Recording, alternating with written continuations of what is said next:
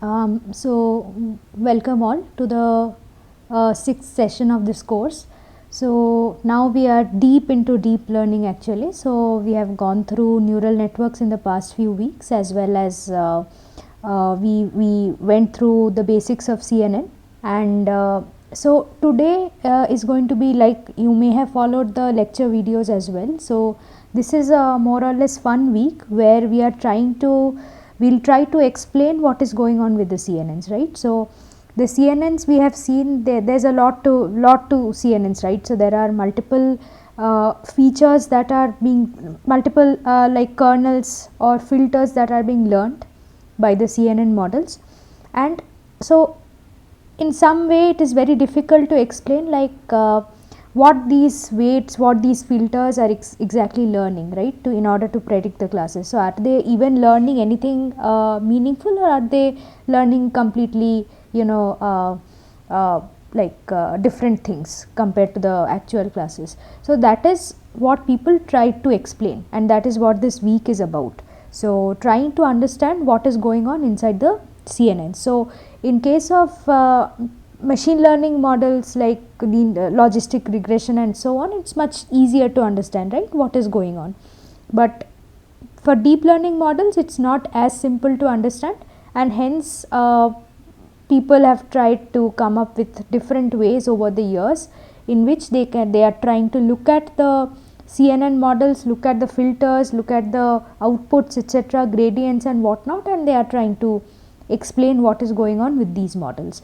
So, for the TA sessions this week, we have chosen some of the more basic stuff that you need to know in order to understand. You need to know about the visualization part of CNNs. So, the basic stuff that is compulsory to know, and we will be covering some of those stuff. So, yeah. So, let me share my screen.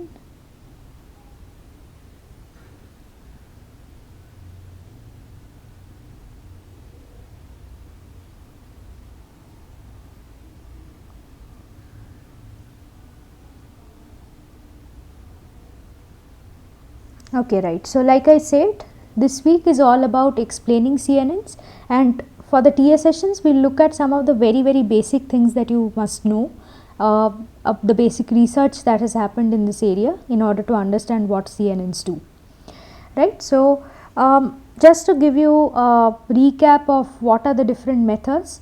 So, CNNs we have seen they have been tremendously helpful, tremendously successful in recognizing images, in understanding them, in basically encoding the semantic information that is there in the images. So, there is multiple proofs of that, and CNNs, for example, they do so well in classification, in object recognition and whatnot. So, any task you take, CNNs are there to solve it for you, right. So, the idea is that how do we explain this, right. So, one big thing that deep learning researchers are struggling with today is to explain what these deep models are learning. So, this talk on in some sense is like a beginner's version of that. So, how do you explain neural networks, or rather how do you explain CNNs is what we will be discussing about today. So, one thing, so some of the options that have been mentioned here are that can we visualize some of the intermediate layers, and can we see like what is going on inside them, right. Second option can be that, so all the in the deep learning, all the learning happens through, okay, yeah, in deep learning, all the learning we know it happens through backpropagation.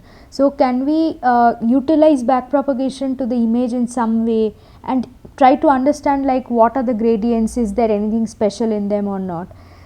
Visualizing the data gradient, again this is another thing where we find the gradient with respect to the image and we try to visualize it. So, all of these different ways of explaining CNNs have been covered by sir, but yeah, we wanted to give a recap.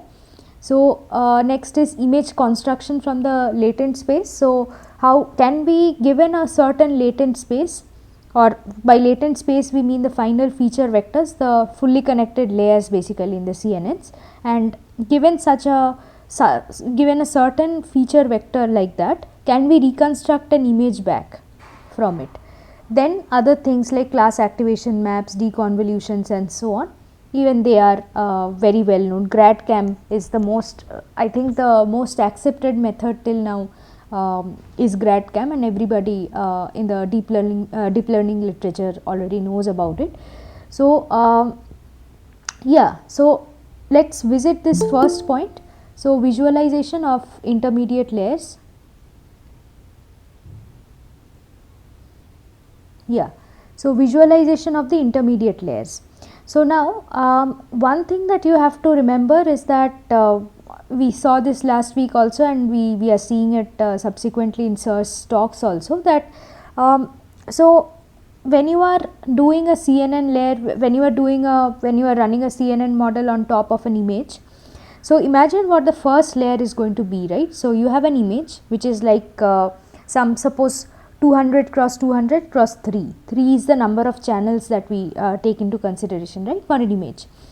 Now in order to manipulate this image, or in order to learn some filters from it, in the first layer of the conv layer, what we have is, suppose we have some 5 cross 5, 3 cross 3 filters, but the number of channels for them, like I reminded you many times last week, is always going to be same as the number of channels in the input image itself. So that means what?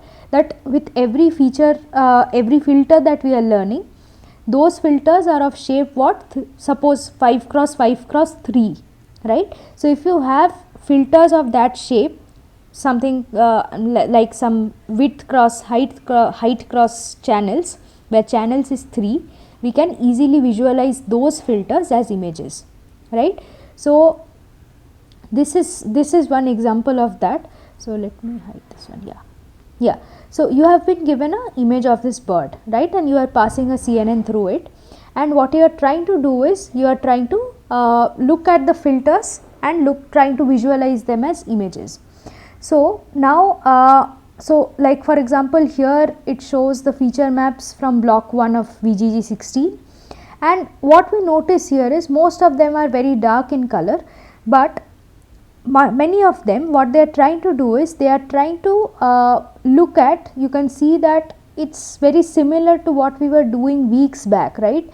We were looking at all those Sobel operators or canny edge detector, the edge detecting algorithms that we were looking at. So you can see that many of them are very similar in nature. So I am not sure if it's visible or not, but you can see maybe here in the black images some outlines are there, right, which are similar to that of the bird. So basically this is the first block, feature maps from the first block basically. Yeah, so what you see here is, so yeah, so you can see that in the black ones there is always some edge sort of thing which is trying to identify the edges of this bird, right? Similarly, you can see that some cases it's more focusing on this this orange region, right? So maybe it's looking at some color blobs. So here what we are doing is, we have already like convolved a feature, a filter with this image, and we got some activation maps, right? So those activation maps we are looking at as grayscale images. So these activation maps we are looking at as grayscale images, hence we are seeing all black and white images, right? So some of them are looking at maybe this blob, this orange section in the bird, that is why the focus is more in this part of the bird, right? So some of them are like that, some of them may be looking at the surroundings a little bit more. So you can see that this part has a light color, so maybe it's looking at the blue colored background, right? So it's looking the first layer of the first conv layer of a CNN basically looks at very low level features. So one example of that is, it tries to identify the edges, different edges that are there in the image. It tries to identify different color blobs. So here orange, for example, maybe some filter is looking at orangish sort of things, right? That is why this area got activated, or maybe some sort of roundish things, That's why similarly, I mean, many filters are giving similar results. And similarly, some are probably looking at the background part, which is why this part, this background is getting lightened up, the here and so on. So basically, in a nutshell, the first layers of the CNNs, they learn this basic image processing stuff, right, which we already learnt in the first 1 or 2 weeks in the course itself. But the fun thing here is that we are not doing anything at all. We are not running a canny edge detector, we are not running a Laplacian to detect the color blobs or anything. It's the model that is doing it automatically. It's learning the filters in such a way that the filters itself learn how to detect the edges in the image, right. That is very interesting to see that even though all we are doing is we are constructing a loss function like cross entropy, we are back propagating into the model, and these are the weights that we are learning out of the model, right. So all of them have some meaning, right. So they are trying to understand different parts of the image, right. So the first layer in the CNN sort of models, they look at very coarse features, right. Sorry, by coarse, coarse shouldn't be the correct word. So they look at very basic features, right, and the CNN features are generally very hierarchical in nature. So first it tries to maybe detect the edges, then it will try looking at maybe some other features like the beak, the eyes, the other more difficult features and so on. However, visualizing them is not very easy when you move from this block 1. So this is block 1, right. So when you move from block 1 to block 2 or block 4, it's not very easy to understand what's going on, and which is why we have this entire genre of works which look at just explaining the CNNs, right. So here itself, I mean, it's not very trivial to explain, like maybe here in the second block also we are sort of looking at maybe edges, we are maybe looking at some we are focusing at things like the bird's eyes and so on. If you see here, the eyes are always like shining here and so on, but yeah, it's not very easy to explain what's going on. And if you look at the fourth part, it's, I mean, we just don't know what is there here, right. So different blocks of the VGG, they encode different things. So the lower the block number, the more basic stuff is the model is coding up, right. The model is encoding for the image. So you have to remember that.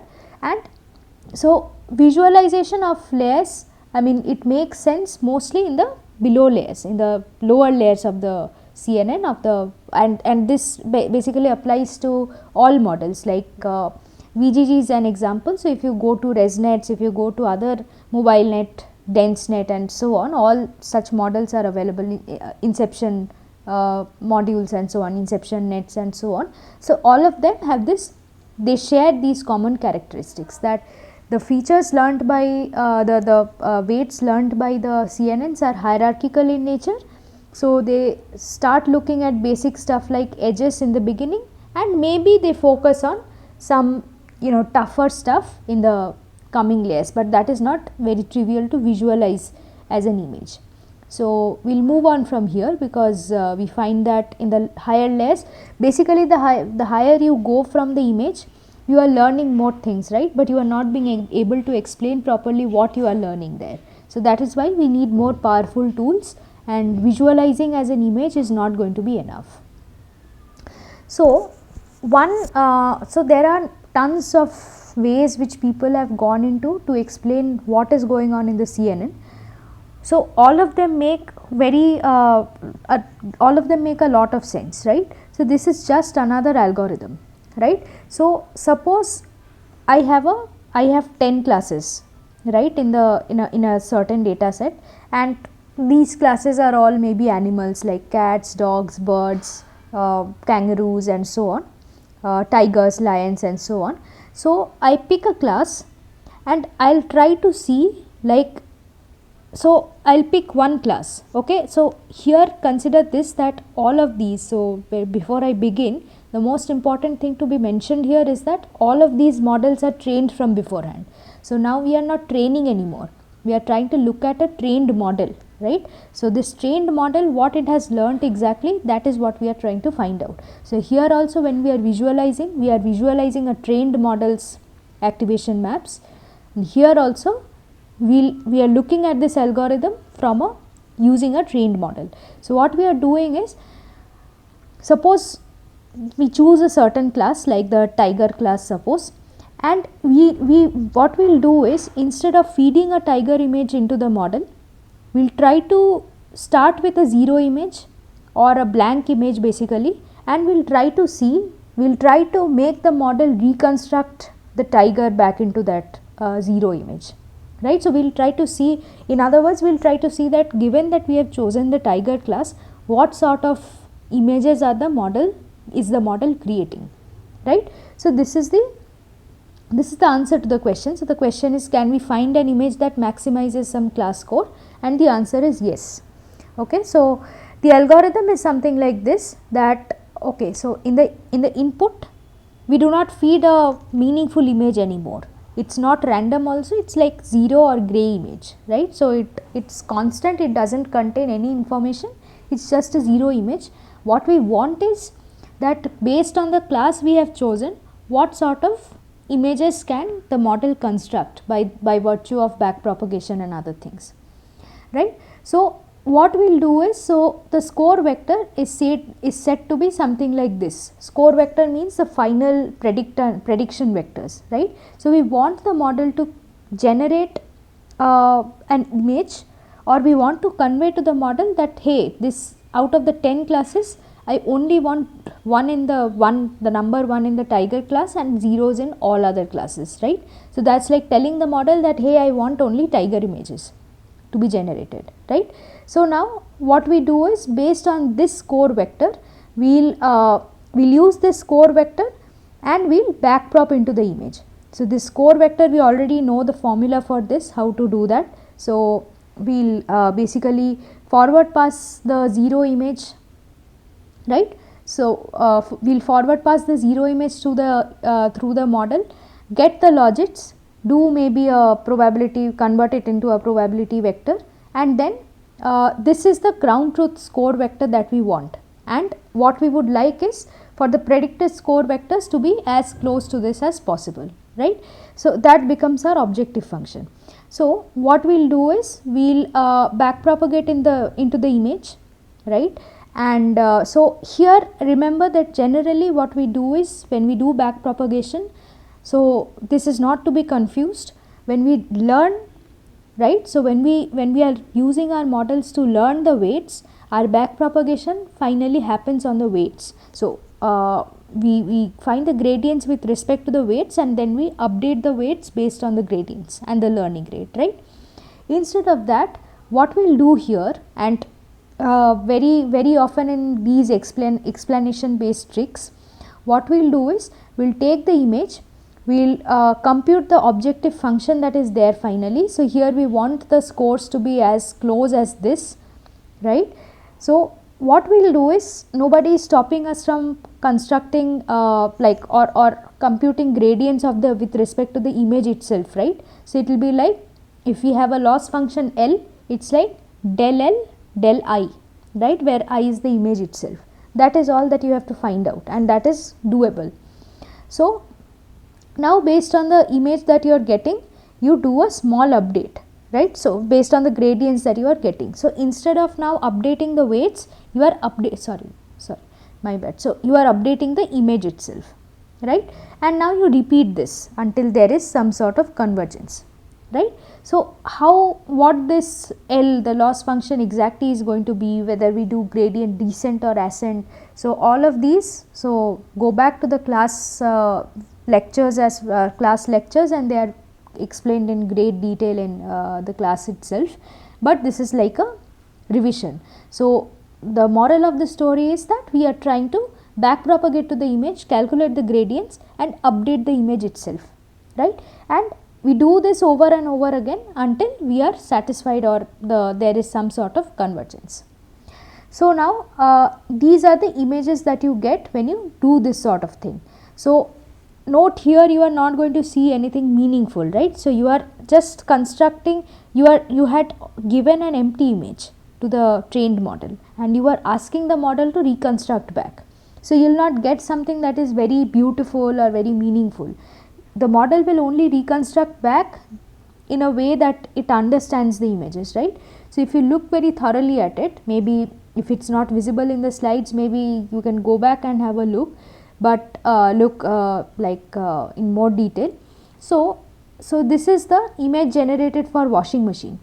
So you can see that if you look very thoroughly, you will see that there are rectangles over here, very subtly they are present, and there are round things over here as well, which kind of represent how a washing machine looks like, right? So there are front doors in washing machines, top doors in washing machines. So somewhere it's resembling as if there are multiple washing machines here, which are not looking very proper, but they are looking very similar. This one is much more clear actually. So this is you wanted to generate images of geese basically, and you can see that the image generated some sort of you can see the bird here, you can see the head here. So there are as if multiple birds have been created, but it looks like this. So so what is the point of this entire experiment? Point is that you are telling the model first of all that generate some particular class for me, and you are seeing that if the model is correctly generating those sort of templates or not. If it generates this sort of template for the class that you have asked for, that means that the model correctly learnt that a washing machine would look something similar to this, maybe not exactly, but something similar, right? A goose would look something similar to this. So that is the point of this entire experiment.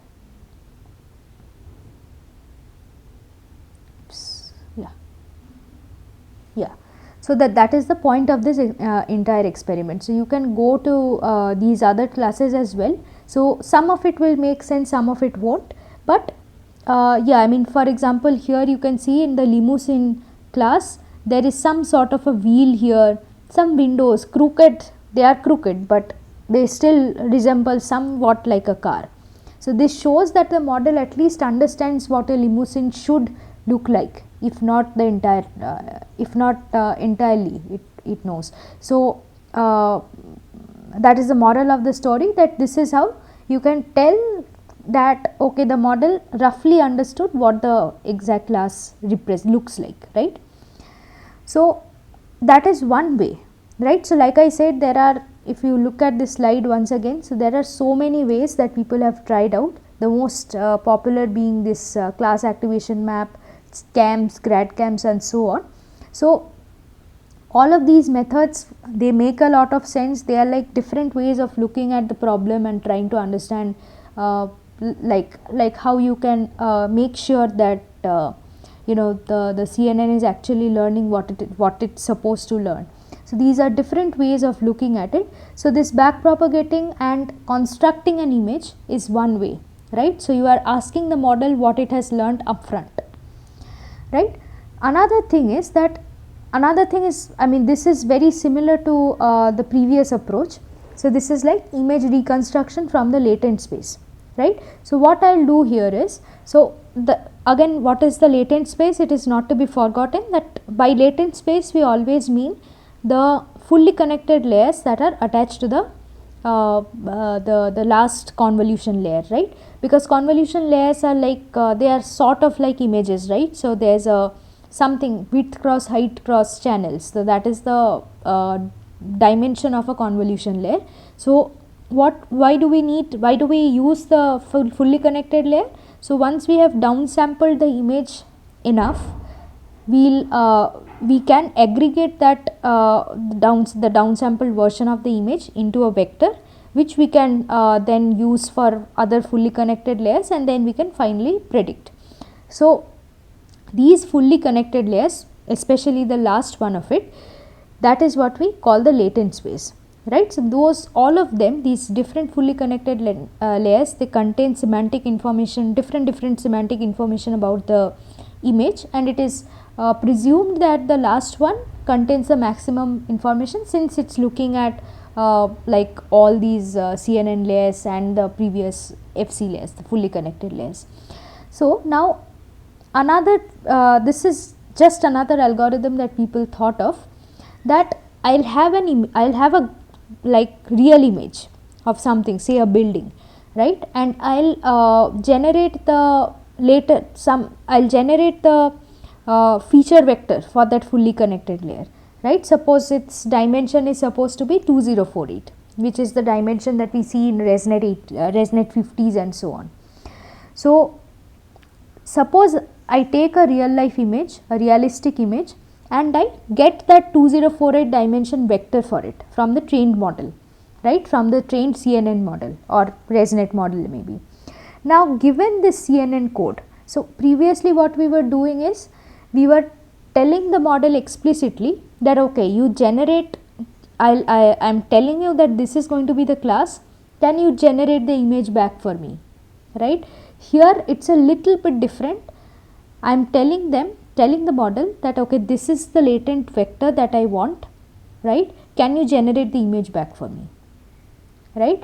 So what is it that we want, that okay, so previously what we were looking for in this case is that we were given this the ground truth, so because we wanted image to be generated of a certain class, we had given this as an input, right. So we had told explicitly that keep a 1 for this class and zeros for all other classes, right. And what did we have to do, we had to generate a score vector which would be as close to this as possible, right.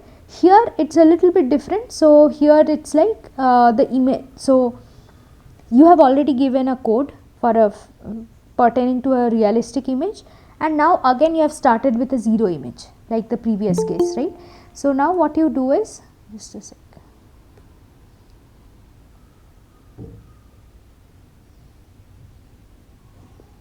Yeah, so you have started with a 0 image, but now again you have to run some optimization, right, to make sure that your 0 image is getting somewhere close to the image that is generated by that basically generated this code, right. So the easiest way to do that in the optimization, so all of this has to be done through the loss function itself, right. So in the optimization, what you do is, you have to make sure that whatever image you are generating, right, its code should be similar to the given code, right, otherwise it makes no sense. Or you want the model to generate image which is close to this particular code, right.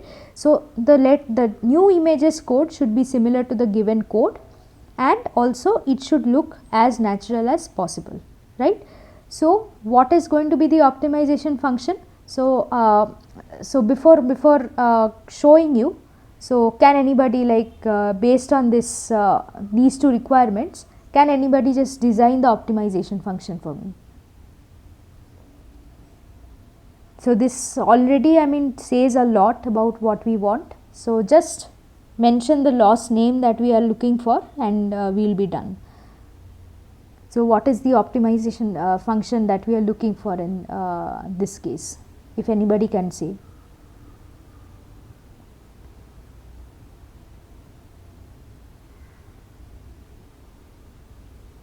Okay, since nobody is commenting, so let me show the optimization function, but yeah, this is pretty trivial to figure out. So again, like I said, in rule 1, the images code should be similar to the given code, to the given code that is given as an input here, right. So that is given by this, right. So you have the image, right. So this is, suppose your input image X, which is a 0 image, right. So you generate the latent code for it, so which is given by this phi, and this phi 0 is basically the given latent code, right. And you are trying to find an L2 minimization for L2 loss minimization for these two codes. So you want this to be as close to this one as possible, right. So so this is how this is basically, this part models the first point here, right. So this what does this do? in the subsequent iterations of the gradient descent or whatever algorithm you are using, it makes sure that this one moves as close to this as possible. It basically modifies x in such a way that this is close to this. That is all we are looking for. And another thing that we will look for is that the image should be natural. So, we do not want any overfitting, we want some regularization on the image. So, that is given by this function which we are not that interested in. So, this is given by some lambda into some regularization term, right. So, this is the optimization function, that is the more important and interesting one to us, that the latent codes, all you have to do is make sure that these two are as close as possible, right. So, now once we do this, and here you have already seen this. So, if this is the original image, right. So, what we do is we take this image, forward pass it through the trained model, get the CNN vector, get the fully connected vector or the latent vector as we are calling it, and this is your phi 0, right.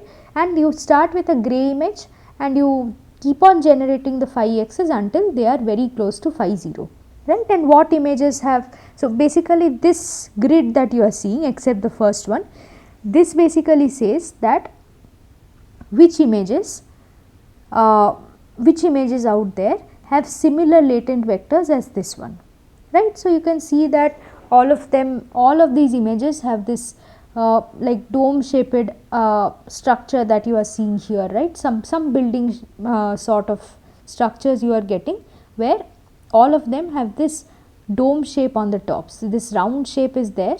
So, all of them have this round shape on the top. Maybe the other parts of the building it varies, it is not very similar, it is not reconstructing the exact same thing, but yeah, I mean somewhat similar, so somewhat similar architectures you are still getting. So, this especially this round this round shape. So, this is again just another way by which we are trying to understand what the CNN knows, right. So, what the CNN has learned in terms of either the class probabilities, the class scores which we are trying to maximize, or in terms of the reconstruction of latent space, right, because the latent space consists of a lot of semantic information. So, it basically encodes all of these things, all of these building like features that are there in this image. So, all of these are encoded in the latent vector or the fully connected vectors that you see post the convolution layers. So, all of these, so this part is basically trying to see that given this image's latent code, what images can you construct that will have similar latent codes, right. So, this is what we get out of it. So, this also shows that it is learning something similar, right. Again there are some more examples. So, one is like image reconstruction from the, so again it is the same thing, reconstructing the image from the latent space, but now we have different images for it, and so you can see that you can do it for any layer that you want. So, reconstructions from representations after last pooling layer, right. So, before the first FC layer. So, you can just maybe like we always keep saying that you take the last convolution layer, last pooling layer means the last part of the convolution layer basically. So, where you are pooling and downsampling. So, take that layer, the last one in a pre-trained model, and flatten it. That itself becomes a very informative feature vector, right. So, you take this one and you reconstruction from its representations. So, previously it was like what they did was reconstructions from the 1000 log probabilities. So, ImageNet has 1000 classes, right. So, you will get 1000 log probabilities from any pre-trained model, right, for those classes. So, that itself becomes a vector, right. So, you reconstruct from there, or you reconstruct from any of the FC layers or even the last pooling layer as well, and this is what the reconstructions look like. And you can see that they contain pretty similar images, right. So, the reconstructions from here looks very similar to this sort of a jackfruit, right. So, this ambulance maybe not a perfect reconstruction, but yeah, it is it's pretty good. It's trying to build out that this particular ambulance, right. Then the bird, the fruit again here, probably green apples and whatever, I mean this animal. So all of this it's trying to reconstruct very properly.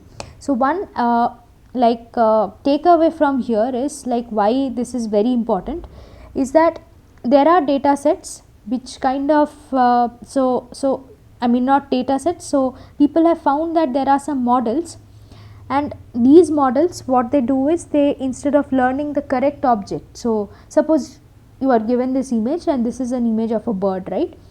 So instead of learning what the bird looks like, it basically looks at the other parts, right. So since it sees that there is an animal in the sky, it basically imagines that this animal is a bird. So if suppose I had a dog here on the in the sky itself, then also the model could have said that this is a bird image, right.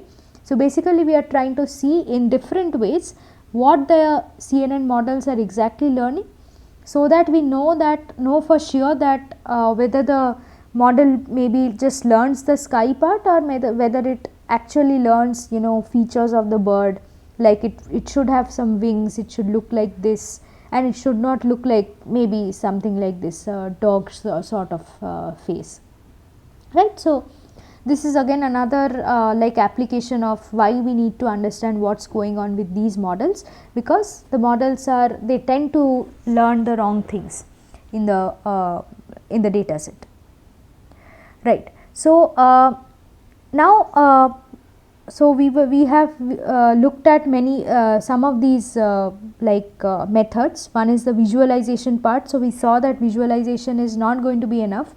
Then we looked at back propagation and image reconstruction from latent space. So all of these are already there in the lecture slides as well. So we already know what each of these mean. So another method is class activation maps, right. So here all of them, if you look at all these methods, you will find some commonality, right. So here the idea is that, so suppose there are multiple things in the image. So how would you classify this image at all, right. So there's a boy in it, there's a dog in it. So I mean it's very difficult to classify it with a single label, right. So if I say a dog, it's correct. If I say a boy, it's also correct, right. So now what we need to see here is, suppose, so this method, why it has become so popular, it's because given these two objects, now you are trying to see that if I suppose wanted the model to classify this image as a dog, like an Australian terrier, right, which part of the model, which part of the image should the model focus at, right. Should it focus here or should it focus here?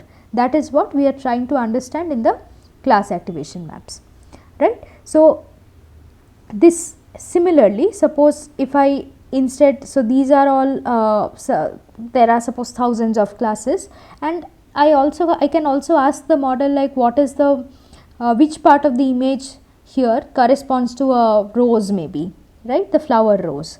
So there is nothing here, so the model should look at random things, right. And similarly I can just ask which part of the model corresponds to a man, right. So then it should point out at this, right. So this is basically saying that I have a trained convolution layer, right. I have a trained convolution model, and now if I were to if the ground truth answer is supposed to be this particular class, Australian terrier, then which part of the image has influenced the model to basically predict this particular class, right. So this is kind of like a we are trying to answer that this question through this particular method. So class activation map is actually a very simple method. What you do, you take this image, you forward pass it through the trained conv layer. So note one thing, that all the traditional models, AlexNet, ResNet, VGG and so on, they may have many small details that are specific to the model, but the basic building blocks are same, right. So you all of you know that there are multiple conv layers and each convolver or the common objective is to downsample the image finally, right. So you go on like this, you downsample and finally you reach the last convolver, right. So what you do here is that, so this is suppose the last convolver, right. So there are suppose all these channels, right. So this there's this green channel, red channel, I mean these are not image channels by the way, these are just some representation to show the different channels that are there in the last convolver. So there's this green, red, blue, maybe some other orange, yellow, other channels will be there, right. So now what I'll do is I'll simply do a global average pooling, okay. So global average pooling, what do we mean by that? It's very simple, just don't try to mug up the formula, rather maybe just remember it intuitively and that would be much simpler. So you have a suppose let's think of this as some say 10 cross 10 cross 512, okay. So there are 512 channels in this one, okay. So what I'll do is I'll go to each channel, right, take the activation map there. So I have at each channel I have a 10 cross 10 image, right, or 10 cross 10 matrix. So at each channel, so there are 512 such channels. So at each of them I'll go, I'll take the 10 cross 10 matrix, I'll average the value and I'll store it. Again I'll go to the red channel, I'll take the 10 cross 10 matrix here, average the value and store it. Similarly I'll do it for the blue one, I'll do it for the other, all other maybe 5 1 10 ones, right. So here we have 3 and we have total 512 like that, okay. So now what we have obtained from here is, instead of flattening this particular convolver, we have done a global average pooling, right. So we have averaged out across channels and we have stored the values, right. So then what happens here? So this itself becomes a vector for us. So this is again like the aggregate vector that aggregates all the information that was gathered throughout these convolvers, and this becomes an n dimensional vector where n is equal to 512 or the number of channels, right. So in the last layer, okay. So this gives us a vector. Now if we given this vector, what we need to do is, so we need to learn some weights, okay, from here to this particular class. So I am as a user I am asking, like, if the ground truth class is Australian Terrier, then what part of the image refers to the Australian Terrier, right. As a user I am asking that, right. So then what I need to do is, I need to, given this weight vector, so this is again like a normal neural network. Now we need to learn this is like an input vector. Now I need to learn another weight vector, right, which will map this particular feature vector into a single node, right. So this is like a W transpose X. So this suppose is X, this suppose is the W. So W vector consisting of W1, W2 dot dot dot Wn. So this becomes your W transpose into X, that gives you a single scalar value for this particular score, right. So you need to, this is what we are trying to learn, right. So now what we do is, so since this is what we are so the moral of the story is that we are learning a single Wi for each of these neurons, right. So W1 for this, W2 for this, Wn for this. So now in order to learn that, right, so this we are learning. So all of these, try to imagine it in this way, that W1 will be higher when this particular, the blue one, it contains more information about the Australian Terrier. I mean it should happen like that. W2 should be higher if it if suppose this red channel consists of dog information and so on, right. So what the WIs are, that will basically determine which color here, which channel here is actually important for classifying this, right. So hence we can just use these W1 to Wn as weight vector as weights to these different channels, okay. So now that we have this W1, W2 to Wn, all we need to do is we need to take these individual channels, this blue one, red one, green one, you can see. So all of these are color coded for your understanding. So we multiply them with the weight vectors that we obtained and we simply add them.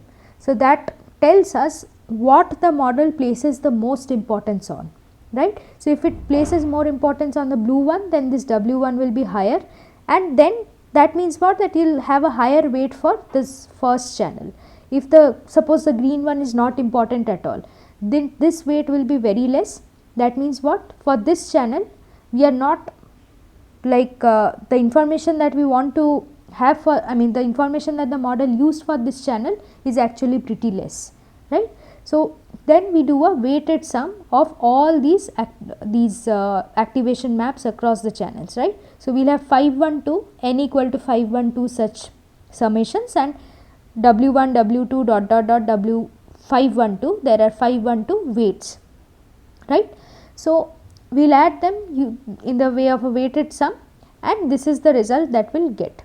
Okay. So incidentally here, so this all these, like they refer to different parts, I mean the more the red it is, that means the more importance that you are giving. So the more higher the neuron values are here, basically blue ones means it is not that high, right. So W1 placed higher values, I mean the blue channel placed higher values in some part of the image which is here, then W2 is somewhere here, Wn is somewhere here, right. So when we add them together, this is the, using these weights, this is the result that we get, and we are seeing that the model is actually focusing a lot on this head region and even the body, maybe the tail region as well, right. So it is ignoring, so this part you can see this is looking at something else, this is probably looking at this part of the image, but this did not come into the final picture, because probably the model, when it was learning this W1 to Wn,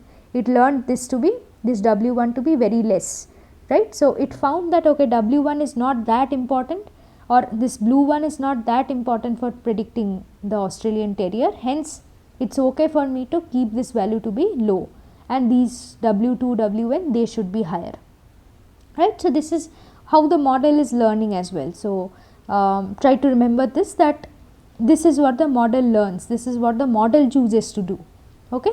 So had it suppose placed W1, I mean placed very high weight on W1 and low weights here, then for the Australian Terrier we would have marked this part of this face of the image, the face of the boy, right, and that would have been completely wrong. Then we could have commented something like that okay, this model, even though it is trained, and even though I am asking like what part of the model is looking, what part of the image actually refers to an Australian Terrier, it would have marked this part, and we would have said that okay, then the model is learning something totally wrong, right. So this is how this algorithm works. So these are some more examples. So once you do class activation maps, so these are like yeah, you can see that the activation map has the highest values over here in the face region.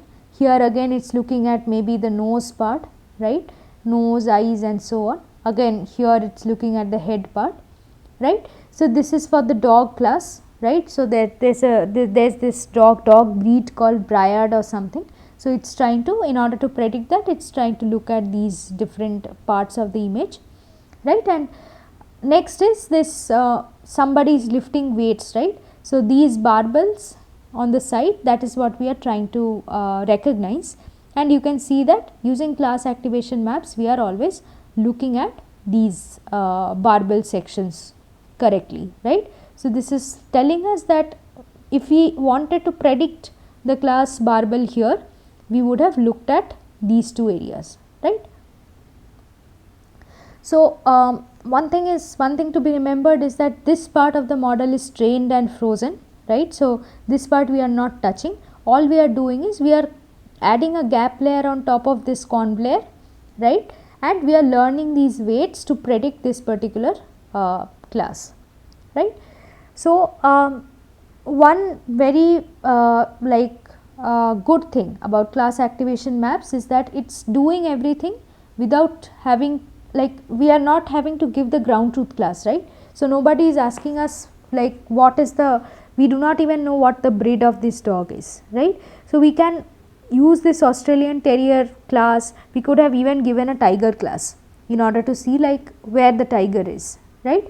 And that would have, if there had there been a tiger in this image, it would have located it for us. Otherwise it would have given some, it may have given something entirely blue or some random parts it may have highlighted.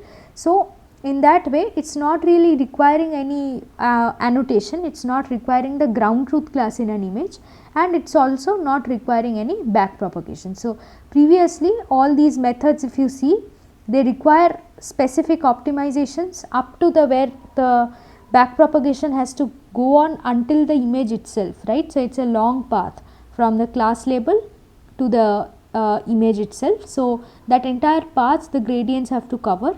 Here there is nothing like that. All you need to do is learn these. There is no back propagation involved at all. You are just learning these weights, right? So those are the good things.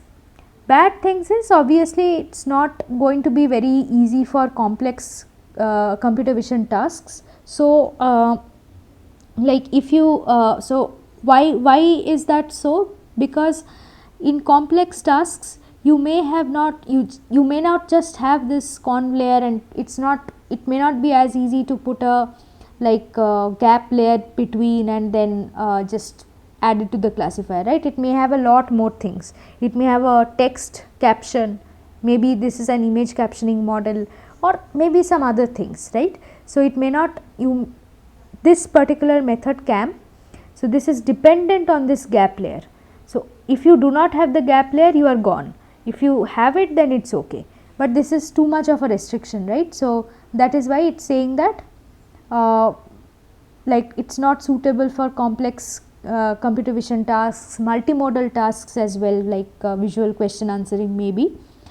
Again you need to retrain, right? So previously we were just looking at all these methods, they were like just looking at the gradients. So here note one thing here, that in this optimization function, for example, even though we are trying to optimize something, we are not training the weights at all, right?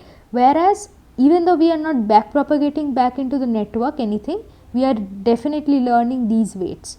So that is involving some training, right, of a linear model. And similarly also interpretability and accuracy. So if you are trying to interpret more, your accuracy like goes down, and I mean these are like two trade-offs. In order to, if you want to increase accuracy, your interpretability goes down, right? So these are some of the cons here. So with this, this is all we had for this week for the CNN explanation part. So like any questions based on what we learned, what we went through today?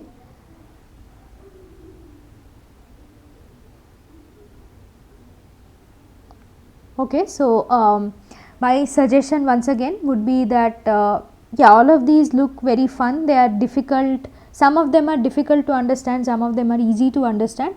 The codes for most of them are actually available online, right? So it's your job to go through you should download their codes. Some of them will look much more easier once you go through the code. Some of them you can maybe code them up by yourselves and try to see what happens, like generate these sort of images. So they'll do, I mean once you do them, these things will be much more clearer. And also yeah, I mean like this entire thing explaining why a neural network works. So humans have not yet been able to do complete, I mean they have not been able to like close this, okay? So there's still a lot to do. This is an active area of research, and if you are able to like explain why a neural network is making a certain prediction, making a certain decision, then you will make lives easier for so many researchers, right? So neural networks, why this entire week, whatever we learnt in this week is so important, is because unless you are able to explain why a neural network made a certain decision, you will not be able to deploy it in the real world, right? So for example, suppose imagine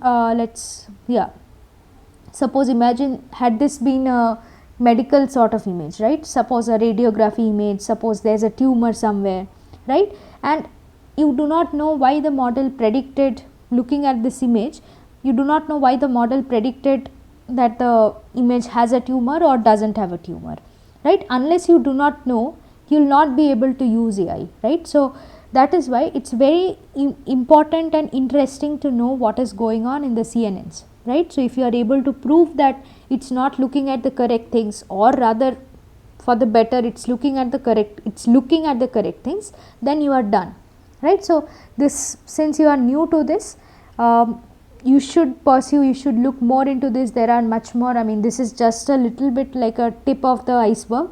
So there are so many other explainability based methods, and if you are like able to solve this problem, you'll just it's such a big problem that you will have solved, right? So this is something that you should definitely look at if you find it interesting, and you should do much more surveys on this on your own, right? So now what we want to do is we want to give a little bit of coding, like we always do. We'll go through some codes. So yeah, okay, yeah. So we'll like always we'll go through some codes, right? So they'll give you some more idea on and they'll be so you'll be equipped to like play with these and like understand them in a better fashion. So since we are visualizing CNNs, I think the best way to do that is through codes only, right? In theory we are talking about a lot of things, so unless you actually see those things happening, it's very you will not get the whole fun of it, right? So the first code that code block that I would like to go through today is about visualizing the filters. The first thing that we started with basically. So what we do, so we'll do that first, and then we'll have a little bit of look at the CAM method and the GradCam method, right? So GradCam I have not gone through in the lecture session, but it's basically very similar to okay, am I the correct thing? Yeah, it's basically very similar to CAM, class activation maps. So here class activation maps, like I iteratively said, that this gap layer is a huge problem, right? So you are basically, unless you have a gap layer and a classifier on top of it, you will not be able to use CAMs. GradCam basically avoids this. It can tap into any of the conv layers that you can see in this here, right? And the weights are basically given by the gradients, right? So if you do not remember it, I'll suggest you to go through it. But yeah, I mean we have the code for it with us. So yeah, the idea of GradCam is that you have these you have the objective function, and what you do is you do a del L by you know some conv layer that you have chosen. So the gradients there channel wise, they become your weights, and you simply use them for the weighted sum, right? So anyway, I think we'll if you do not remember this, we will go through the code, and I think that will be a fresh reminder. So this one, the first code that first notebook that we want to see is relatively simple. So here all we are trying to do is visualizing the filters and the kernels, right? And as I said that since the first layers are like you know, your kernels are also something, the number of channels is 3, etc. It's easy to, and it's still in the very beginning stages of the CNN model, it's very easy to visualize these, right? So that is why people generally visualize the first layer. For the other layers, they basically take up the other algorithms which we touched upon, and the ones that Sir showed. So the first thing would be to load the pre-trained model, right? So first thing is to import the important libraries. So suppose we have done that. Now we load a pre-trained model, right? So this is how we do it. So torchvision.models has all these pre-trained models stored, and also the model architecture is also present with them. So you do not have to code up a ResNet by yourself if you are working with the if you are working with PyTorch, unless you want to make some changes, right? In that case, if you want to make some changes to ResNet 50 itself, in that case you need the architecture, otherwise you can just use it in this way. And what do we know about visualization methods? The most important thing is that we are not training anything explicitly inside the model, right? Model is trained and frozen, and that is given by this, right? So I have initialized the model here, and next is I will put it in evaluation mode, because I am not going to train it again, right? So I am going to just use the trained weights, and I am going to see how to manipulate them in order to have some visualizations, right? So now the first thing is we want an input image, right? So these are some like libraries, we have seen these multiple times, right? So you are retrieving some image from the net, okay, from some server, right, and you are basically trying to open that image and display it. So this is what the image looks like, right? So this is image of two birds, and we want to see like how the activation maps they look like, right, if you want to visualize them in the first layer, right. So this is something we saw last week, right. So this is a transform, this is a list of transforms basically. So what you do is, this is a random image that we picked from a server, right. So we do not know our ResNet 50 was actually trained on the ImageNet images, right, which were of size 224 cross 224. So first thing is like I think we showed it last week as well. First thing is resizing the image resizing the input image to 224 cross 224, convert it into tensor, and then normalize it based on ImageNet's mean and standard deviation, right. So that makes sure that your images are standardized. So this is a standard practice that we have to normalize the image, such that, again, why? Because your training data is ImageNet, right. So here like here we are having pre-trained equal to true. Pre-trained equal to true generally means that the model is already pre-trained with ImageNet, right. So in order to make sure that the images that you are sending, they are normalized according to like the ImageNet details, that is why people do this, right. So when you in future you are trying to like use a pre-trained model, ImageNet pre-trained model, and you are sending maybe sending your own image, this is what you should do. You should normalize your image with the ImageNet mean and standard deviation, right. So now your image was this, right, which was stored in this image variable. So now what you next do is apply the transformation to the image. So image equal to transform image. So that already does these three things: resizes, tensor, converts to tensor, and normalizes, right. And now again what it does is, so another thing is that your model, your ResNet model, the pre-trained one, it basically, so one thing I discussed last week, and that I mean you have to positively remember for PyTorch. First of all, even though we generally define image dimensions as height cross width cross channels, in PyTorch it's the opposite, it's channel cross height cross width, right. So channels will come before.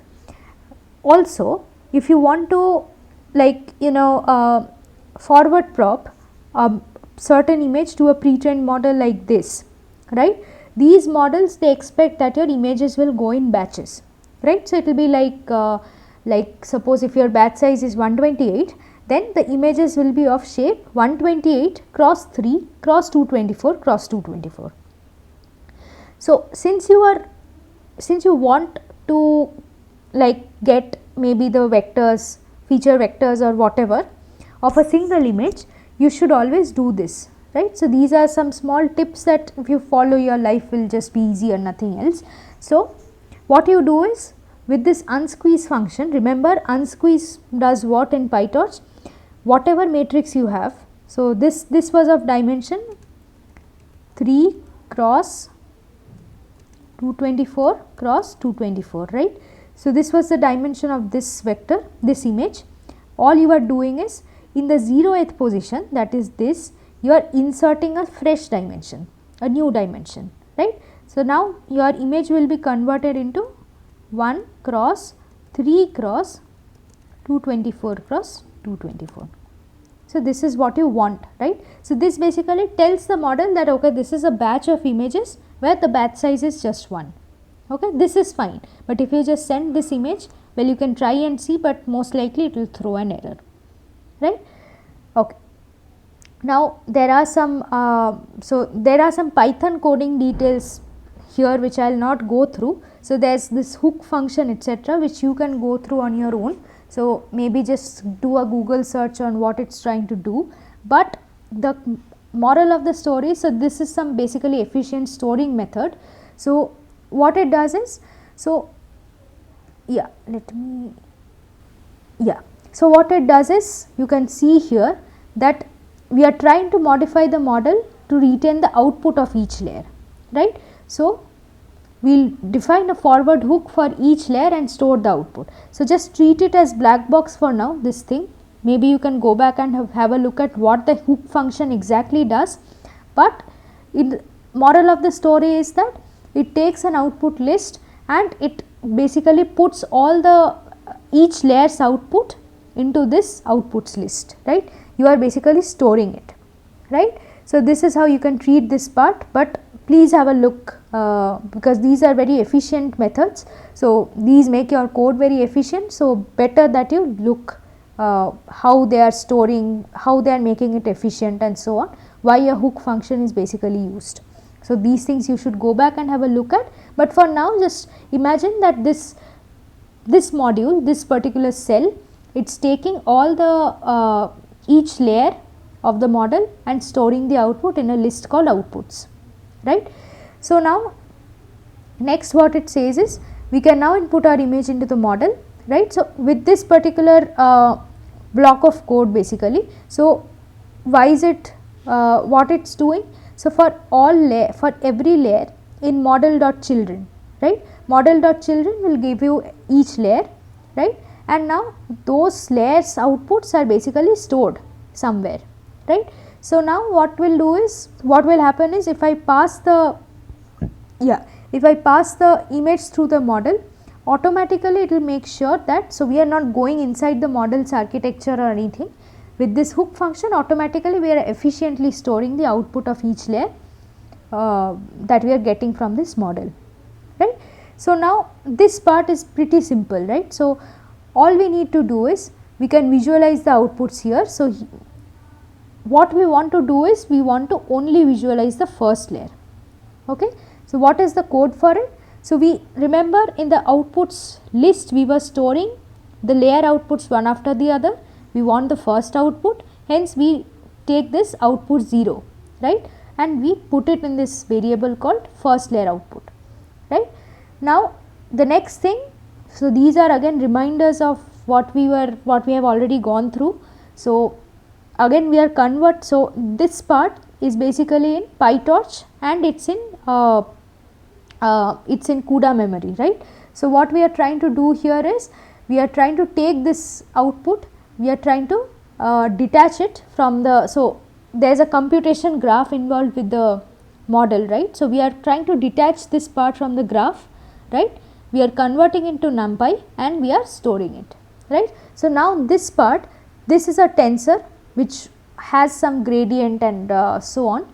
This is simply a NumPy array, okay, and we are printing the shape of this output, right. So, you can see that this shape is something like this, right. It is a, so our number of images in the batch was 1, hence this 1.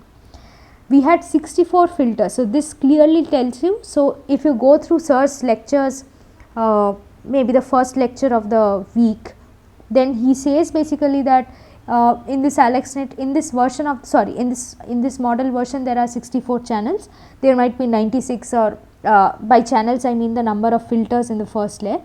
So, there might be 96 filters, there might be anything 128 filters and so on. So, that will come here, right, in the first layer. So, in the first layer, remember the number of filters that you had chosen, that becomes the channel number, right, and these are the dimensions, right. So, what we will do is, we will just look at the output of the first filter, right. So yeah, so what we are doing here is, for I in range 1 to 10, that means we will take only 10, right, and we are showing the first layer outputs. So again this is 0, 0 means since I have only one batch size, my batch size is only 1, hence I can use this index 0 to refer to that particular image or whatever. I take the first channel, right, and I plot it. Next I will take the second channel and I will plot it, and so on. So the dimension of each image will be 112 cross 112. So you can see that here, right. So the dimensions are, you can see it's on this axis it's a little more than 100, on this axis also it's a little more than 100, right. So this shows that these are all 112 cross 112 dimensions. Okay. So we have 64 of them. So instead of looking at maybe all 64, we will just look at 9, right. We will start from 1 and we will go to 9. So there are 9 visualizations that we are doing. So again let us go back at the original image. This is what the original image looks like, for a reminder, right. So if we look at this, so you can see that many of these, they are trying to just get the or model the edges, right. So you can see from here that they have tried to model the edges, right. So here for example if we look at it, so these parts, this head part, they are like black colored blobs, right. So you can see that these black parts have been detected well by this particular activation map, and this part probably detects the snow part, right. So you can see that all of these are covered with snow, right. So exactly that is what is being covered here, right. So this is looking at the snow part. So this is how you visualize the first layer. So once you play around with this, so what you can do is, instead of taking this output 0, you can just take outputs 1, outputs 2, outputs 3, and you can just visualize and see what these look at, whether you find any meanings in the later layers, right. So outputs, if you go from 0 to other indices, means that you are looking at not the first layer, maybe the second, third, fourth layer and so on. So you can try to visualize them and see whether you are being able to extract anything meaningful or not, right. So this is the part 1 of the code that I wanted to show, a very minimal visualization of some of the kernels or maybe the first layer, right. So next what we will try to look at is so I had connected it actually, right. So next what we want to look at is some codes on activation maps, right, like it's shown here. Okay. So I am not going into the details of the torch functions or the import functions that are here. I am sure you are pretty well aware of them now, right. So we will directly go into the code for the class activation map. So class activation map, recall, if we go back to the slides, again it's something like this, right. So you have these different this activation maps that you have, and you are learning a W1, Wi or whatever, a W vector, right, as weights, right, and you are multiplying them, right, with the activation maps, and the final map is what you are getting, which is telling you which part of the image the model is looking at, right. Okay, right. So again the first thing is we are getting the model, right. So we are getting a ResNet 50 model which is pre-trained, that is why pre-trained equal to true, right. And now what will, so again in in the previous code, the previous notebook that we saw, the restriction was that your we were looking at the first layer, because the second, third layers it's not easy to visualize them and make sense out of them. Here CAMs always remember that we are only dealing with the last layer of convolution, right, because the gap layer is attached to that, right. So that is why we here, instead of taking the first one like we were doing previously, we will take the final conv layer, right. And this is how these are all like learning tips for you. So this is how you get the last layer, right. So there's a this model object has something called modules. From here which you get, from here you get the layer 4, right. Good. So now again you have a kind of like a hook function, right. So what it does is, again treat it to be a black box for now, but go back and have a look at what these individual things mean. These are like exercises for you, but what I am trying to do here is that I am trying to look at the last convolution layer of the image and just store all these feature maps, okay, all these activation maps or feature maps, whatever. So I will store them after a forward pass, okay. So everything is commented here, so it's pretty easy for you to follow and understand. Just that I am going to use some efficient Python methods to store these. So what I will do is this FB, right. So this is this hook basically, which takes the final conv layer, and just imagine it to be storing the individual like feature maps, activation maps into this variable, right. Because why again? Because we need to do a weighted sum here of all the individual activation maps in the last layer, right. Okay. Right. Now comes the part that we just saw, right. So we have this transforms.compose method, right, which takes into account this list of transformations that we want. One is resizing to 224, one is 2 tensor, and one is normalize. So one thing that you should keep in mind is that these parts of the code may not be very important, like compared to the central idea of the notebook, but these parts we show again and again so that you get used to them.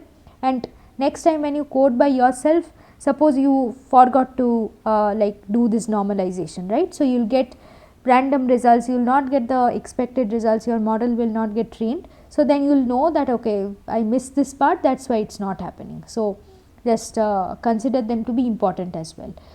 So like again we get an example picture, and this time it is of a tiger. It looks like this, right. So we will try to see like what is the, if we choose a tiger class, what areas of the model are getting affected, right.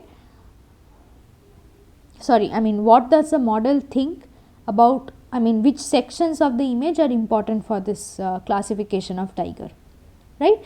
So now first is we tensorize the image, right. So we run this image through the transformations that we defined, and like I said, we want the batch size, we want to get the batch size, that is why we want to unsqueeze it to in the 0th dimension. So you can see it gets converted from 3 cross the image size to 1 cross 3 cross the rest of the image size, right. And again we are not changing anything inside the model, hence we only keep model equal to model.eval. So it is always in the evaluation mode, right. So now what we do is, right, so what we do is we take the we pass the input tensor through the model, and we get the probabilities and feature maps, okay. So like because of the hook function that we defined, so these give you the probabilities, this out, and you can also directly, you remember this FB variable we had defined. So if we do an FB, if you do an FB dot features, it already gives you the feature maps like we wanted, okay. So now what is output shape? So let us print it out. So output shape is 1000. Now why is this 1 here and why is this 1000 here? So 1 is because of the batch size, right. So we only have one image, and the output is basically the output probabilities or the output the logits that you are getting, right. So why is this 1000, what is this 1000 doing here? So we know that ImageNet has 1000 classes and all of these models are ImageNet pre-trained, hence this particular shape, right. And now next is the feature map shape, right. So you can see that it looks something like this, right. So here we have batch size 1, there are 2048 channels, and these are the height and width of the final feature map. And so what we want is, we want these individual 7 cross 10 feature maps and we will do a weighted sum of all of them. So, there are 2048 such feature maps for each image, right. So, now right. So, what we do now is get the probabilities from output as torch vision models do not have this final layer, right. So, what we do is, so remember we already got these 1000 classes, right. So, we got the logits for them, okay. So, logits means what? It is the pre-probability step. So, all you have is raw scores. Now, what you need to do is convert those raw scores into probability, right. So, you do this probability equal to torch.nn.functional.softmax. So, we use the softmax function, remember, to generate the probabilities, and this is the function that does this for us, right. So, this gives you the so out 0 is what? It takes the output of the first image in the batch. So, because we have only one image in the batch, it is the logits for our own image, the tiger image, right. So, now here we are trying to find out like which class the image belongs, right. So, we got the 1000 classes from the logits for the 1000 classes from the ResNet itself. We converted them to probability. Now, what we are trying to do is we are trying to see which class actually had the highest score and what is the name of the class, and we can, after printing, we can see that with a probability of 81.91%, the model feels that the class belongs to tiger with a index of 292, right. Okay. Okay. So, now what I will do is, so since I have a so let's go here once. So, what I want to do here is I want to do a gap, I want to put a gap layer, right, it is already there. So, what happens in the gap layer? I go to each channel and average across this 7 cross 10 matrix, right, that becomes my node number 1. Then I go to the next channel and I again average out this blue part, I get node number 2. So, in this way I get 2048 nodes. So, I get a vector of dimension 2048, right. So, now what I need to do is I need to, so there are 1000 classes, right. So, I need to construct a weight matrix, I need my final weight matrix that connects these 1000 outputs to the 2048 dimension vector should be of dimension 1000 cross 2048, right, because your number of outputs is 1000 and your weight feature dimension is 2048. So, now what you do in this part is you should get the weights and biases, right, and for example, so this is how you get the shape of the weights and biases individually. So, let us look here. So, like I said, it is 1000 cross 2048. I hope this is clear, because 1000 is the number of classes, 2048 is the dimension of the feature vector, right. Then biases dot shape, this is not important to us, but still it is 1000, right, and the class weight shape. So, what we want to do here is that here if you look at this particular line, so it goes to the tiger class, right. So, we had predicted the tiger class, and in this particular exercise we want to see that if we for the tiger class, which part of the image is actually important for predicting the tiger class, right. So, that is why we take the weights and biases from this particular class which is defined here, right. You can see the class dot item. So, we are taking the weights and class weights corresponding to this particular class. So, out of the 1000 classes you chose one class, right. So, that means what? That the class weight will have a shape of 2048 itself. So, it is like a column, either a row or a column in this matrix, right. It is a row basically, it is a single row in this 1000 cross 2048 matrix, and you pick up the 292th row because the tiger is present at the 292th row, right. So, now you get a vector of size 2048, okay. So, now the next thing is that your weights must be reshaped to match the feature maps dimension, right. So, now if you go back and like print out the final feature vector of ResNet, you will see that the feature vector has a dimension of 2048 cross 1 cross 1 because of the global average pooling and all, right.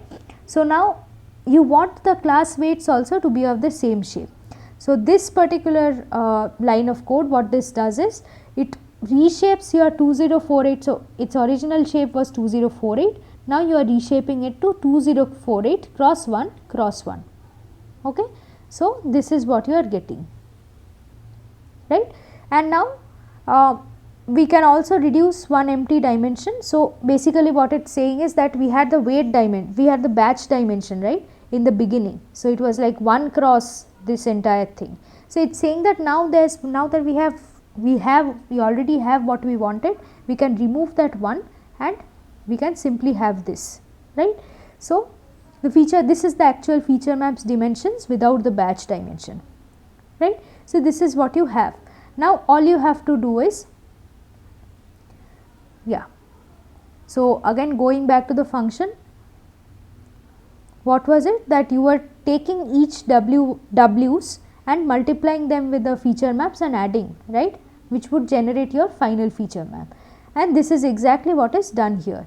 So, yeah, you do a torch.sum and before that you do the feature maps into the class weights. So, remember that you had already adjusted the dimensions and all, which is why this will exactly multiply each feature map with the corresponding class weights and then it will do a sum, right, and that you are converting to NumPy for visualization, right.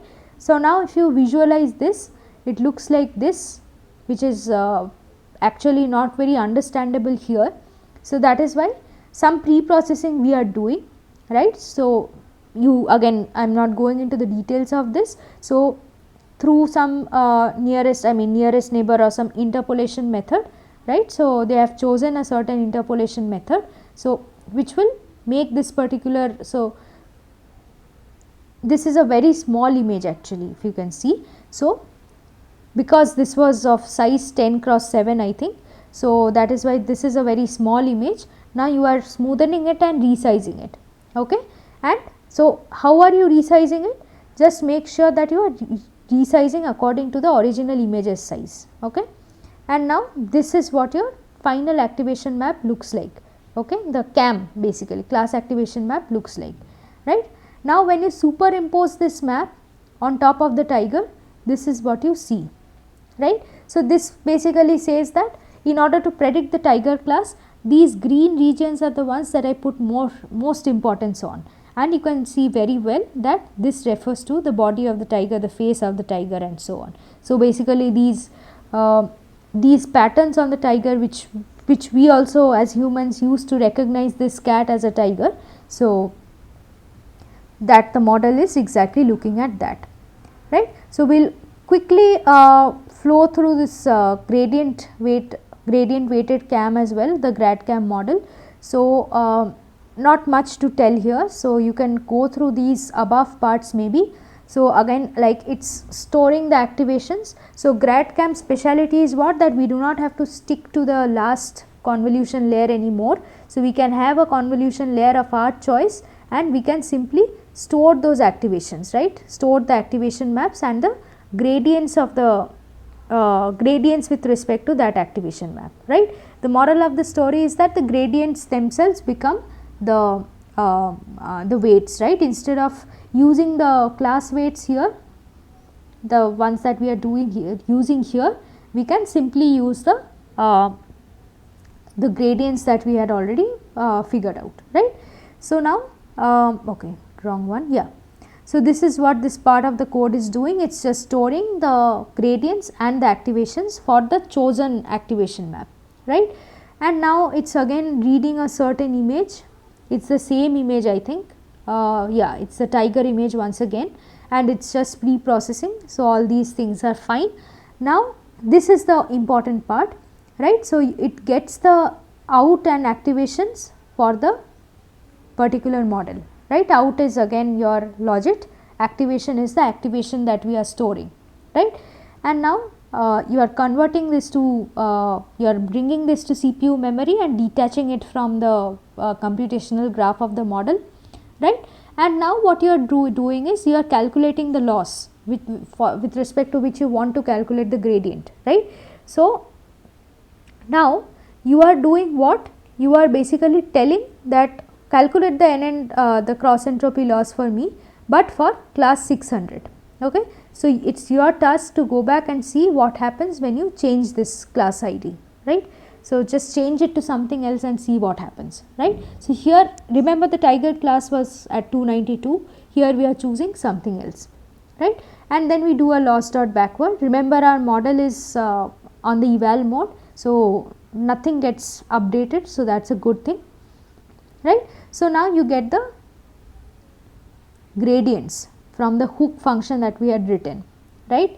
So now the gradients, if you go back to the gradcam class once again, you will see that the gradients are actually the gradients are basically averaged across all the channels except the across all the dimensions except the channel dimension, right. So in PyTorch what happens? You have 4 dimensions for an image. It starts with batch size, then channel number, then the height and width, right. So here what you do is you have these gradients, right. You do a torch dot mean over the gradients over the dimensions 0, 2 and 3, right. That means you are averaging across the channels, right. So this will basically be a vector of channel dimension. So if there are suppose 3 channels, then this vector's dimension, this particular pooled grads dimension is going to be 3, right. So exactly that is what we wanted. Even in CAM we wanted individual weight values for each channel, right. Here also we are doing the same thing. We are taking the gradients, we are doing the mean across the channels, for which we will get mean values across each channel. If there are 3 channels, we will get 3 mean values for each of these 3 channels, right. And now what we will do is for each of these activations that we got. So now again we can understand this from the gradcam itself. So we will take each of the individual channels and we will do this weighted sum. That is what is being done here. So this is the batch dimension, the first one. This is the channel dimension, right. So with each channel we are multiplying this particular weight that we calculated, right. And then we are computing means and we are normalizing and so on. So this you can look back on your time, and once this heat map is ready, we are printing it and we are basically we are resizing it, right. So resizing it, why? Because we had taken a certain layer, right, to do this. So now that layer's dimensions would not be same as that of the image. So again you have to resize it to the image dimension. This is how they do it. So these are all different ways to show you how you can resize these different heat maps or whatever you are generating. The next part of the code is about plotting these heat maps. And now if you, so remember we had done it with the 600th somewhere, yeah. So we were trying to see what happens if you have 600 as the dimensions, right. You can go back and you can change these dimensions, and you can basically, what this 600 stands for is that out of the 1000 classes, what is the dimension at which you want to calculate, you want to see what part of the image is basically responsible for classifying this class, right. And you can see that it's hardly looking at the tiger anymore, right, because it was maybe some other channel, and it's looking like all these separate things, right. So just go back and look at what happens for other channels, especially maybe the tiger channel and so on, right. So this is how you code up gradcam. So before going into all of this, recommendation is to just go through gradcam once again, so that you know how to, like the points on calculating the gradients and how you calculate the weights, like you normalize across the channels, you average across the channels, and then you multiply with the individual the individual channels of the activation map, right. So this is just how so gradcam and cam are very similar in this way, just that CAM has certain restrictions that it has to be the last conv layer just before the gap layer, and here in GradCAM there is no such restriction. So the code here is given by this, as simple as that. So everything is same, just that you take the gradients and you calculate the means of them, and then you multiply with the actual channels, right. So this is it for today. That's what I had for today. So yeah, I mean again, like, go through these codes, go through the lectures that sir taught. Some of them are pretty involving, right. So like, if you want to work on them, these can be potential good research topics as well. You can go ahead and look at what other works are being done, right. GradCAM is like taken to be the gold standard even now. I mean, it's very popular, but what are the recent methods sir is already teaching, but you can also maybe have a look at them on your own. So like, if you are able to pinpoint what the CNN is exactly learning, that is going to be a very good contribution, right. So fine, then we'll meet next week. Hello. Yeah, hi Jitendra. Hi. Actually, my curiosity, if we change every time, this output will be different, or say similar, we converge. The, Which one you are saying? the tiger image, suppose we are cropped or some other type of we are sending, even the same It image, should be we same, come. right, because for CAM also you are using the same weight vector, and here also you are using the same gradients, right. So it should not change ideally, because you CNN are, only. Okay. yeah, That because part I got. yeah, Hmm. because it's all I mean, normally what you do is your weight vectors are initialized randomly, which brings some stochasticity in your model. Here you are not training the model, right, you are using a pre-trained frozen model, hence it's not Okay. going to change. Okay. Just another curiosity. Yeah. Suppose we wanted to solve a circuit in through the image graph. Hmm. Will CNN will able to do like, Circuit, or in only handle the classification only? no, so it can do a lot of things, right. So as you progress through the course, you will see that it's able to detect objects as well, and it's able to do a lot of things. So classification is definitely not the only thing that CNNs can do. So you'll get to know about its power once you go through the course. Okay. Yeah, yeah. And Okay. That image, like conventionally, we are able to solve because it is well solved problem already. Simulator are there. But suppose a neural network approach, we wanted to opt for solving just as, let's take example of DC circuit, simple. So how should we modeling approach will be like in this scenario? Circuits, yeah, I mean, it's not an image, right. So No, it could be image. From image, we can definitely get the nodes and the values so also. what will be the downstream task in that case? Suppose the only the nodes and complex circuit will be variable here, means it is not Okay. predefined. And what is the output? Output will be if we give us some different combination, it should able to answer it, the find able to voltage or current Okay, then it's in like a any node. regression or classification sort Uh, of problem only, Sort right? of Yeah, problem. yeah, yeah. So you have to try, in these cases, you have to try and formulate it as a classification problem. And weights or whatever, it's is it able to converge to the Ohm's law if we are, suppose we are not So that you following can the just try conventional? out and see. We Yeah, need to that's you check. can. Yes. Yeah, yeah, yeah. You can try out and see, and yeah, I mean, just see whether some work like this has already happened or not. So as far as Okay. this course is concerned, we are just looking at the basic things, Yeah, basic yeah, yeah. images. Okay. Yeah, yeah. Okay. Thank you. Okay. Cool. Then we'll meet next week. Thank you, guys. Bye.